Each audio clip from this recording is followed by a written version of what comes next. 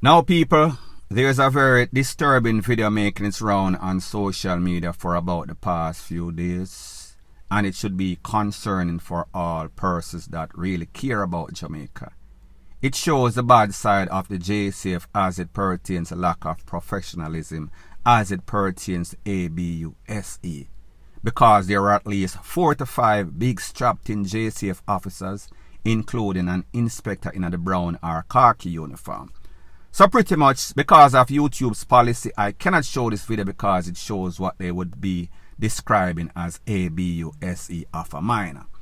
So pretty much the po-po, they on some sorts of street patrol, pull over this vehicle, look like some sorts of pro box. Don't know if they thought that this man was some sorts of cabbie or whatever, because you know say them a carry feelings and belly for the taximan. Now when they pulled over this vehicle, they realized that there were 2 children in the car, a 6-year-old and also a 11-year-old. 11-year-old boy, 6-year-old girl, daughter and son of the driver of this vehicle. So the officer said to the man, you know, say your children them supposed to be in some sorts of car restraint seats.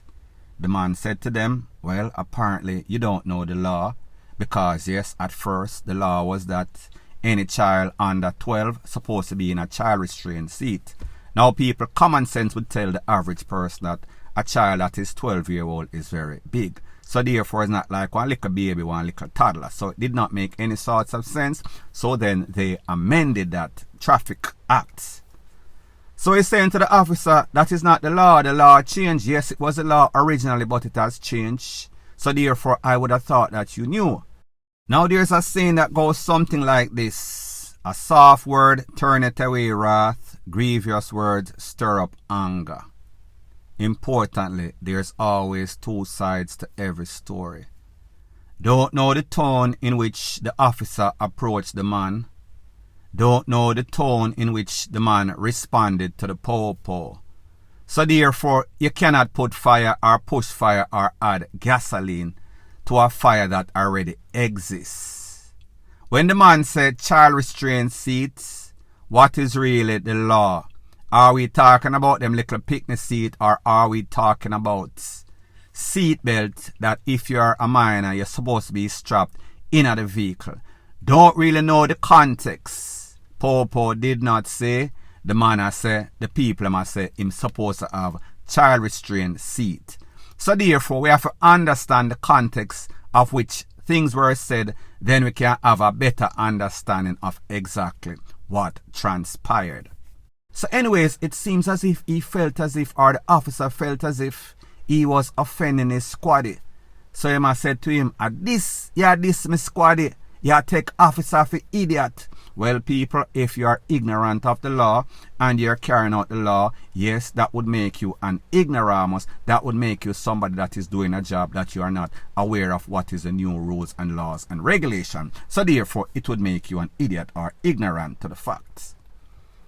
So then the man stepped out of the vehicle, or he was asked to step out of the vehicle. When he stepped out of the vehicle, him have him hand full. So he must say to the officer, where you go do? And the officer said, you know, say a long time me supposed to arrest you. Now people like me say he was in some sorts of pro box. Don't know what happened prior to this, but it seems as if these officers feel as if everybody that drive any sorts of pro box or any sorts of motor vehicle like that, they are taximan, and they feel as if every taximan is bad. So therefore they are stereotyping. So the man said to them, what you gonna do? And like me said, they must say, yeah, take officer for idiot, the things so we not in a sense or whatever, a long time is supposed to lock you up. Now people, whenever you have the opportunity as an officer to lock up somebody, you're supposed to lock them up on the spot. You cannot see them 2 months or two years later and I talk about you want to lock them up because you had some sorts of experience with them from the start. So anyway, them decide say the man I fold him on and I talk to them, so I guess they felt as if the man was disrespecting them. So therefore them grab on upon the man and try to put him in some sorts of handcuff.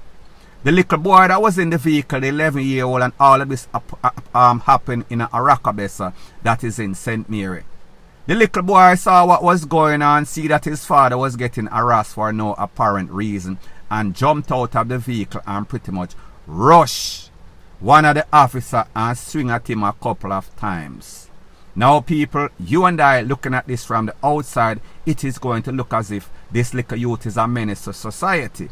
However, it is in your natural instincts as a son, as a parent, if you see a family in any sorts of danger, especially when it is unwarranted, you are probably going to try to defend that person. So therefore, when the little boy come out now and swing upon the officer pretty much drape him up, push him down upon the ground, along with the assistance from his other squaddy. They then pepper spray this boy, put them knee in the boy's chest, and have them honor choke the youths. While they were doing all of this, the youth cry out saying want some sorts of water. Now people, I have never been sprayed directly with any sorts of pepper spray. However, I was at some sorts of incident and somebody close to me, about 5 meters from me, got sprayed, and people, that make your throat feel as if you want choke. So whenever them spray this 11-year-old, remember me I tell you say this boy was 11-year-old, them spray a 11-year-old with pepper spray directly point blank range in his face, so therefore he is going to be gasping for breath. They then put their knee upon him and I pressed down upon the little boy, and even the next person that was recording the whole episode was saying, listen, may I record everything, may I have everything on video, and they were trying to run away this person. I guess this is the person that recorded everything that we've seen or heard on social media. Like I said, because of YouTube's policy, I have the video. However, I cannot show any sorts of video with any sorts of ABVS3D as it pertains to any sorts of picnic. Now after this incident, this youth was taken to the hospital and he was there for almost a day and a half trying to recoup his body from the spray, trying to recoup looking his vision from this pepper spray by 5 officers armed with all sorts of tool. Big strapped in popo versus a 11-year-old, and through all of this, the father did not rush any of these popo. The father restrained himself. As a matter of fact, the father thought that maybe if he intervened, he was only going to give them more reason for one to clot up everybody in the car, including the 6 and 11-year-old picnic.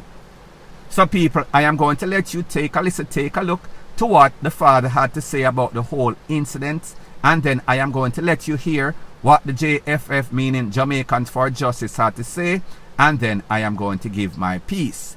First audio from TVJ, what the father has to say. Take a listen, take a look, and then I'll give my piece. ABVS3D in general, him say yes. So I say, but I think the Prime Minister and the government review this and they revoke the traffic rules. And he said, you don't know the law. So I say, I mean I don't know the law. So same time I step out of the car, and when I step out of the car, I said, but the government talk about this, and my son is 11 years old and my daughter is 6. He said, you don't know the law, and don't come out and come exalt yourself. He said, a long time you should have locked up here, no. A long time you should have charged. He said, charge me for what? What did I do? He said, you call the police idiot. So I said, call the police idiot, they can. He said, yes, they can charge you. He said, all right, they can charge me feet then. So what are you going to do? He said, if you lock you up and think, say, me hold off my hand, because my hand was folded. And he hold off and said, let me go. Don't touch me, don't assault me. That's the time when my son jump out of the car, he and my daughter jump out of the car and said to him, what are you going to do to my father? And the little you drape him as an 11-year-old and throw a thump at him. When the little you throw the first thump, he go to throw the second thump and he hold him and say, what is a little boy do? Harass the police. So he pushed the little youth and the little youth hold on to his vest. And through him pushed the little youth tried to, he was losing his balance. So he hold on to his vest. His vest got a tore on the left hand side. He dragging in his shirt, he burst off his shirt, burst off his belt, pepper spray him and kneel down in his stomach. When he kneel down in his stomach, I said to the inspector, you're going to make them pepper spray my son? The inspector did nothing.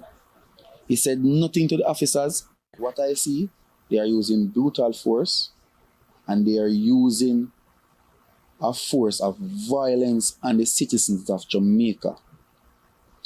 they have a stigma between scammers and taxi operators. From once you're driving a Probox, a Toyota Probox, a Toyota Wish, a Nissan AD wagon, and a Toyota Feeler, you are running taxi. The next thing, as a young guy driving a Mark X, a BMW, or a Mercedes-Benz, or a scammer, and that needs to stop. What kind of country are we living in? Where is the education minister?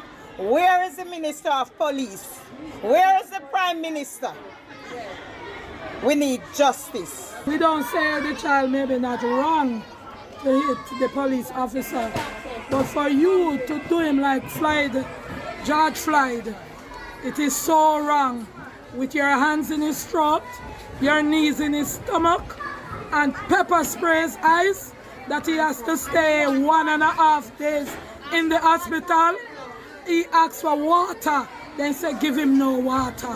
No man, you are so heartless. You have no God inside of you. Now people, you heard what the father had to say, and you heard what persons at the school in which the little boy attend, pretty much them put up some sorts of protests. Here is the problem. If the initial infraction that you pull over somebody for was wrong, you cannot be wrong and strong. Therefore, you violate that person, you pull that person over, you harass that person for no apparent reason.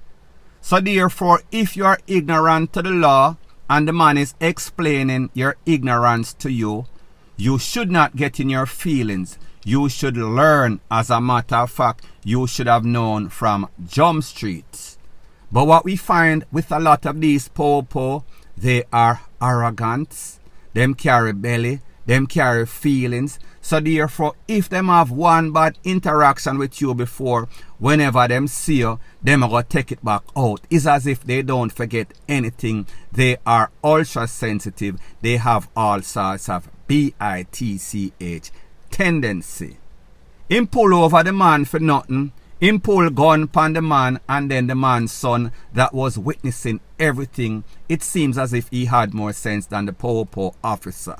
Not going to say what he did to drape up the officer or swing or punch after the officer was right. But me just say the initial stop was unjustified. What we see here again is a double standard that exists whenever the po-po pull over somebody that them feel is anybody or somebody that them feel is nobody. Them are going to deal with them polar opposites. What was even wronger in the situation is that the inspector was there. He did not intervene. He did not see anything that was wrong. As a matter of fact, it seems as if he was encouraging and facilitating the FUCKRY. The man I make you know there is a stigma, and yes, it is stereotyping people. If you have any sort of taxi looking vehicle, they must say you are illegal taxi. If you look like you drive any sort of Mark X, they must say you're a scammer. If you have BMW or Benz, it's either you know something that is illegal. They don't realize that the times have changed and young people are making money. Yes, a lot of them are making money illicit way. However, you cannot stereotype people unless you have facts. So therefore, what this father did was not wrong. What the po-po did was wrong. And what the people doing, meaning protesting, they have all rights to do so.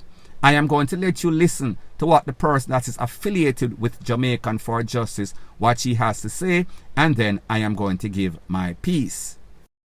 It appears that the police at one point knelt into the chest of the child. I don't think it can get any more barbaric than what we saw. This child is 11 years old, who is standing against 5 armed members of the security forces. I want us to think about what that child and his young sister would be thinking of, how traumatized they are during such an exchange, and what lasting impact and effect that exchange may very well have on these young children.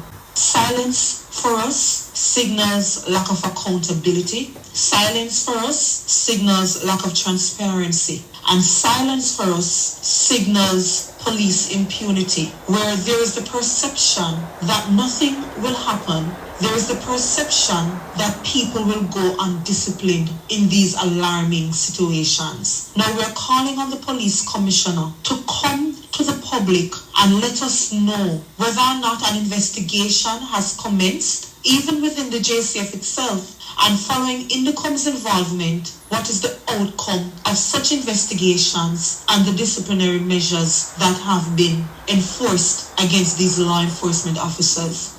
Now people, we know that a lot of times people are say Indicom and JFF, Jamaicans for Justice, are stop the POPO from doing their jobs. But it is incidents like this that makes these people relevant and why these people are always needed. Because this is a clear case of ABVS3D. So therefore JFF is saying that they want accountability from the POPO hierarchy, meaning the commissioner. We not hear the commissioner, we not hear Andrew Holness say nothing about this. And we find it very disturbing. This is an 11-year-old and a 6-year-old, two pitney that are involved. So this lady is letting you know that these persons are going to be traumatized. It is going to have a very negative impact on their lives. So what this lady is saying that she finds very disturbing is the silence. Not only are they wrong and strong, not only was an inspector on the scene, did not intervene, did not see anything wrong with it. Also the POPO hierarchy, the commissioner, the government of Jamaica, the silence that is there proves that there is no sorts of accountability. They don't want any sorts of lawsuit. So therefore they would rather for their officers to ABVS3D and then they don't speak about it. Talk about wrong and strong in the highest places in Jamaica. So they must say they want Indicom to investigate the whole thing.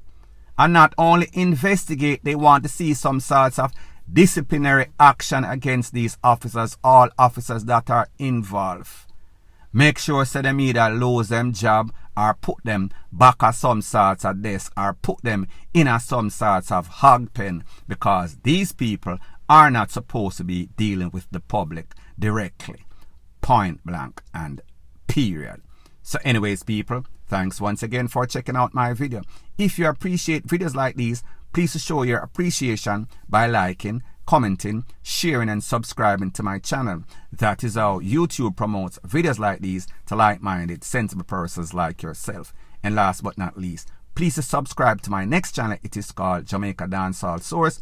I'll be pinning the link to that channel in the description of this video. Bless up.